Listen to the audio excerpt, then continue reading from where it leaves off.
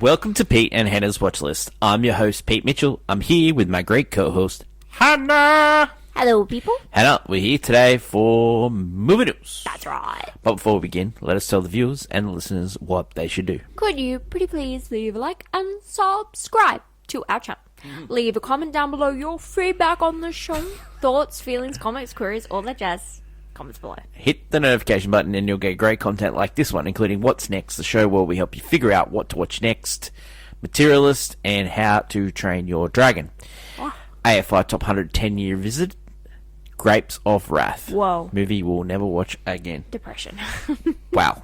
And today's movie news, and tomorrow it is Blockbuster. I lead right. 25 games to 23. Let's not bring that up. Can Hannah make a Let's comeback? restart. Sure. Refresh. Before we get on to some great previews this week, two really weird movies this week. Let's go to clickbait. No pressure, but I'm pretty sure last week's clickbait was one of the most popular we've done. Yeah, I think you win. It does help that you did pick really right, because like the love triangle thing was really popular. Sometimes it just works. Sometimes works, yeah. Dude, it just works. So this week, I think because of How to Train Your Dragon, I realized how important it is to have not a soundtrack, but a musical score to go with a movie, especially a kids animated movie. Sure. So animated movies utilize, most of them are musicals, so they have great soundtrack, but the score is what makes a lot of them turn good to great. Good. There's greatness, and I have like a few handful composers. Sure. That I just want to like go. These are memorable. I'll give you one. Okay. Do you want to? The Zimmer. Actually, he's on my list. Lion King. Yes, that's what. Okay, so do you want to give the list? I had it here right where. I'm just saying. Thanks. As soon as you said. I gave you a little bit more than you gave me last week. You forgot Challenges and you forgot Dirty Rotten Scoundrels. Dude, you didn't even have the Hunger Games on your list. I don't know what you're talking about. That's caused so much controversy. I won't go into that, but seriously. Anyway, what I'll bring up right now. Yes, Zimmer did create the score that goes with The Lion King. Now, it's the best, isn't it? It legitimately, if you take out that score and you just have the musical numbers, it's good. But the moments in that movie, the stampede the stampede, the bit where he's running back to the Pride Lands after making the decision, or even when the Pride Lands is coming back into, the rain is washing away, and that music is just boasting. It is just one of the most beautiful moments. Can you feel the love tonight? No, yes, but I'm talking about the score, not so much. No, I was just saying. Can you feel love for this clickbait? Of course. Thanks. I want to bring up the reason I brought up this list, which is John Powell, who did the score for How to Train Your Dragon. How to Train Your Dragon, very notable. A lot of people, especially my generation, who grew up with that movie, that score, what happened to it in the live action? It wasn't very good. They just had to retweak it, but it wasn't very good. If you go back to the original, it's so incredible. Okay. The First Fly. Yep. Notably, also did the score for Night and Day. I found out when I was like, this guy's pretty cool. Not all can be winners. However, he actually worked with someone else, and they did another memorable DreamWorks score. Mm-hmm. Now, this DreamWorks movie has both its sequel and its first movie have one of the greatest soundtracks of all movie history. It's actually called Shrek. But I think its score is incredible. So its score, for me, I always think of the bit when Fiona transforms back into an ogre towards the end of the movie. And that score, like the theme and is so well done. Okay. It's so well crafted. It's how I remember it. And there's really beautiful moments. Yes, the soundtrack is obviously memorable and is iconic, but those little moments really tie the movie because it becomes that Disney fantasy movie that DreamWorks were trying to do. Yeah. And that guy was Harry Gregson Williams. Okay. But both of them work together. He does the rest of all the Shrek movies. He also did composing for Man on Fire. Okay. Yeah. Good Tony Scott movie. Great. Another composer I want to bring up, one of my favorite studios, Studio Ghibli, who do a lot of great animated feature films. Yeah, of boy. course. Yep. Hiro Mizumaki works alongside, I will butcher his name, I'm sorry, Joe Hisashi.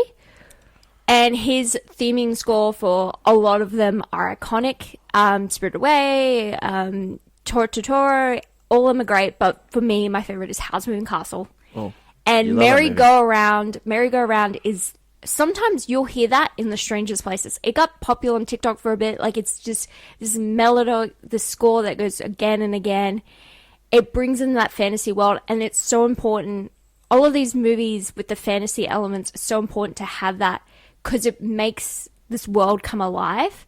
And moments that are so simple, like you hear this song Merry-Go-Round in the movie of Howl's Moving Castle, just when Sophie's like leaving work, you know, after she's just met, you know, the wizard Howl. Like, this song is just so perfect, and then it replays throughout the movie, especially towards the end. It's very pretty. Very powerful. And then, of course, I cannot mention like incredible animated movie scores and not mention probably one of the most prolific names, Alan Menken.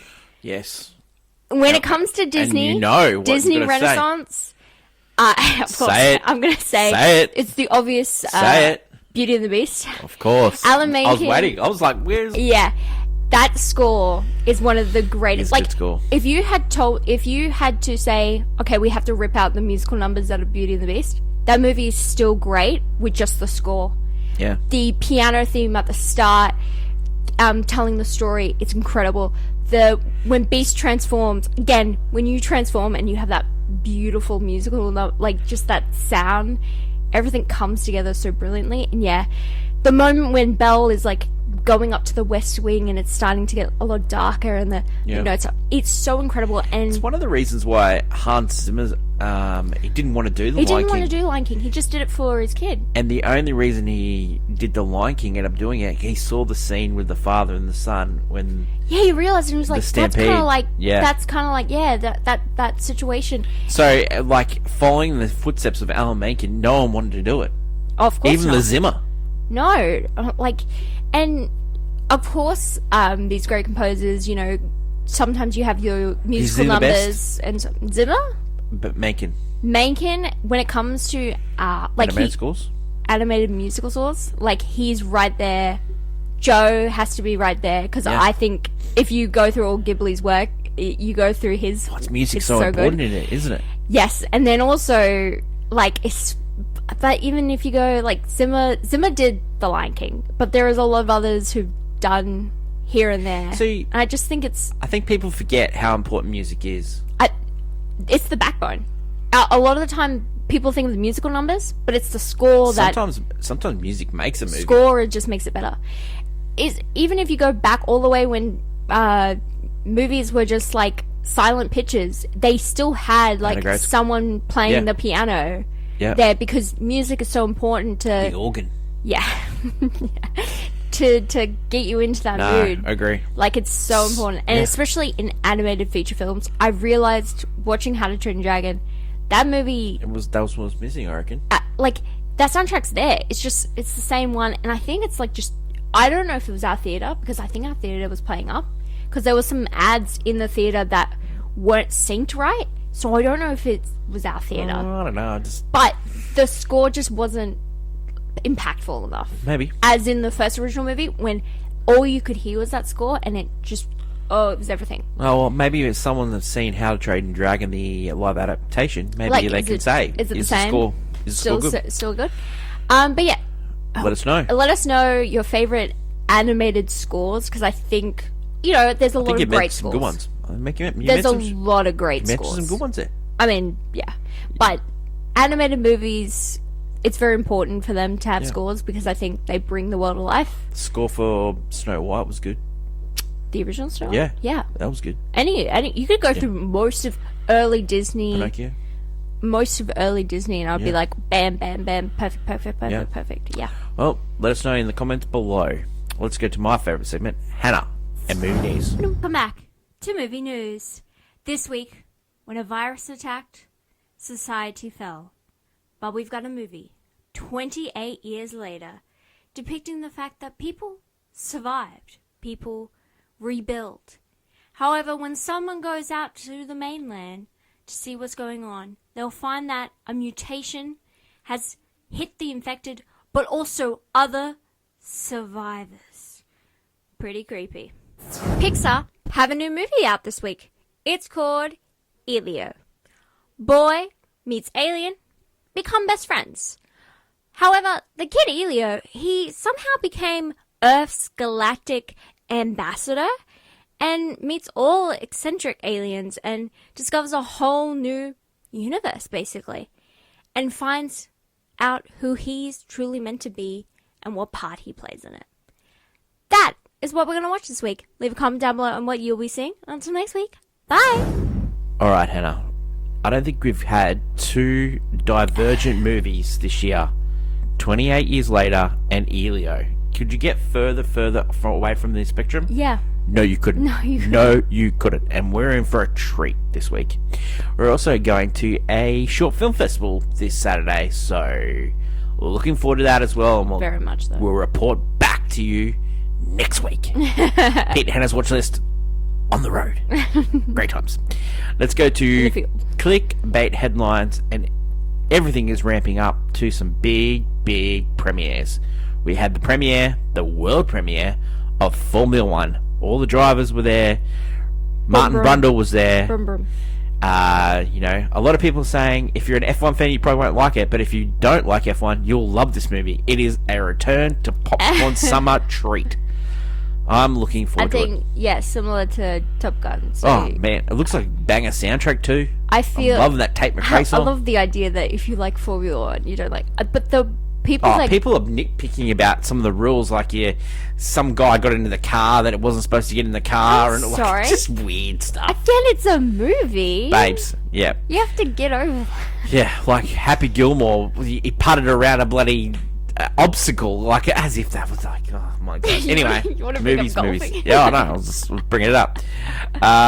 Superman. There's heaps of press doing Superman. There was a big article by James Gunn in Rolling Stone. They talked about how he was offered the Batman before Matt Reeves, turned it down because he got given Guardians of the Galaxy Part 3, and so they end up getting Suicide Squad out of that. Yeah, which that makes sense. And now he's the head of the studio. Yeah, he talks about Wonder Woman has moved up. He's still trying to nut out Batman Brave and the Bold. I would actually love his Batman movie. We have about a name change for the Supergirl movie. It's now just called Supergirl.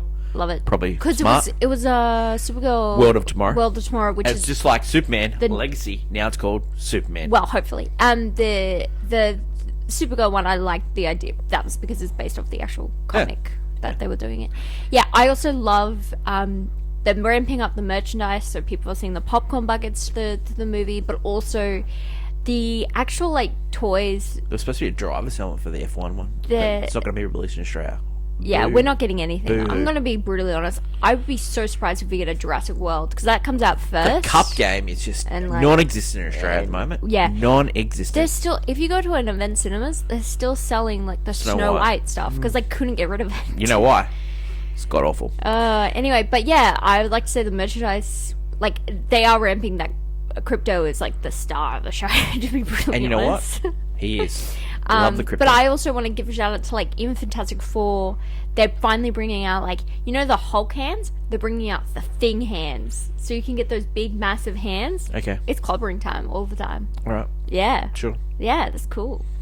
Okay. All right. Any other news? The Naked Gun trailer got released. Apparently, there's going to be some cameos. Fun. It looks Cody Rhodes. It looks like looks like a tour to Pamela Anderson. Classic, that same humor. Yeah. And it comes from the fact that you have people like Seth MacFarlane working on this movie who obviously love the original and want to refresh that. Don't you think it's funny that they're making Naked Gun, but they also announced a new Spaceballs movie? Yeah, we're seeing these classic and comedies. Mel Brooks is going to be in it. Yeah, classic. As Yogurt.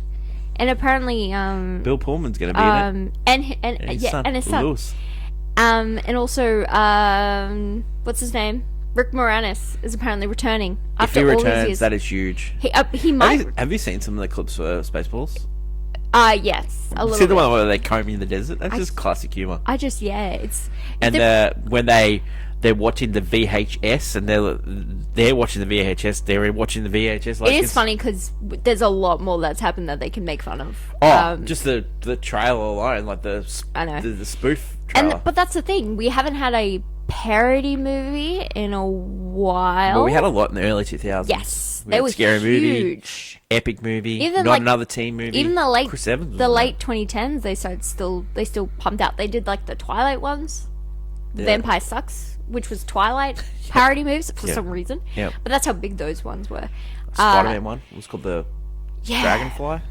Oh, there's some they're I don't know, they're just bringing back classic comedies, and I think it's either studios they want to go for that IP. It's one last hurrah at comedies, I would say. I would say but it's that IP because True. people know that, and so people Yeah. come back because people came back. Yeah, all the Naked Guns are on Netflix at the moment. I just hope, like, with these new movies, that people from like different generations find clips and maybe go back, because that's what's great about some of the having humor this. won't Oh, it work. does not age well. No, of course It doesn't work, but some of it's still good. Some of it's still. Like the slapstick humor that Leslie Nielsen does in those Naked Gun movies is very Do you know what the thing is with Leslie Nielsen? Like, that's most of everyone knows him as that, but like you go on his early career, Oh, like he's a he straight was guy. he was a heartthrob. He Yeah. was so attractive. Yeah. And then he's like the comedy guy, you know, in his late. It's just He also played Dorothy's love interest in The Golden Girls. yeah. Well, he Just was saying. he was Love The Golden Girls. he was Do you Debbie know Reynolds. I'm older than Lover and Tammy. what the Golden Girls were when they were in that TV show? What? I'm older now than what the Golden Girls were in that TV show. Really? That doesn't make sense. The Golden I feel like Girls they were were older. 41 Whoa. and Estelle Getty was 60. Well. Whoa. But do you know that Estelle Getty, I don't know what we got on this, Estelle Getty was actually that's- younger than Dorothy, and she played her mum. Oh yeah. I did hear about that. That's Yeah. strange. That is strange. Yeah, I'm pretty sure Blanche was 43 in the Golden Girls. Yeah. I don't know the exact ages, but yeah. I'm pretty sure. You're I'm older on than the mark. I'm older than the Golden Girls. You're thriving better than they did. You actually look a lot better than they did, actually. Oh, I'm not thanks. to say they looked bad. I'm saying that Bit of salt and pepper in the hair. But yeah, they were. You know, it's weird when you go back. That looked old, but smoking nowadays and drinking it's do different. make a difference. You're correct. Yeah, I've never smoked and I barely drink. Yeah, you're Yeah. correct. You're correct. You're correct. Well, what a detour. What did you do? Anyway, That is it for today's show. Don't forget, tomorrow we are playing a game. It's Blockbuster. Hannah versus me. We'll find out who will wanna play a win. game? You can catch that on getting your podcast, where you get your podcast, YouTube, all that stuff like That's that. right. Don't forget to like, follow, and subscribe. Leave a comment below. Pete and Hannah's Watches at gmail.com. That is my lovely co-host Hannah. Long live cinema. Until we meet again, it's bye for now. Bye.